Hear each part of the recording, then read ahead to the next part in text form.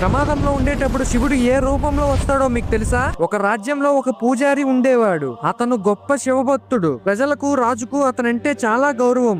ఎందుకంటే అతనితో శివుడు మాట్లాడతాడనే నమ్మకం. అనుకోకుండా ఒక రోజు ఆ ఊరిలో హఠాత్తుగా వరద ప్రవాహం వచ్చి ఆ ఊరిని ముంచివేసింది. భయంతో అందరూ వేరే యొక్క ప్రాంతానికి బయలుదేరారు. అప్పుడు ఒక రథంపై రాజు వచ్చి, పూజారి గారు నాతో రండి, మిమ్మల్ని వేరే యొక్క ప్రాంతానికి తీసుకుపోతాను, ఇక్కడ ఉంటే ప్రమాదం అని చెప్పగా, దానికి ఆ పూజారి, వద్దు రాజుగారు, నన్ను ఆ పరమేశ్వరుడే కాపాడుతాడు, మీరు వెళ్ళండి అని ఆ రాజుని పంపించి వేస్తాడు. ఈసారి నీటి ప్రవాహం ఎక్కువై మెడ వరకు చేరింది. ఆ సమయంలో మరలా ఇద్దరు వర్తకులు వచ్చి, పూజారి గారు మాతో రండి అనగా, ఆ పూజారి రాజుకు చెప్పిన సమాధానమే చెప్పి వాళ్ళని కూడా పంపించి వేస్తాడు. పూజారికి భయం మొదలైంది. ఎందుకంటే నీటి ప్రవాహం ఇంకా ఎక్కువైంది. ఓ పరమేశ్వరా, నన్ను కాపాడు తండ్రి అని గట్టిగా అరవగా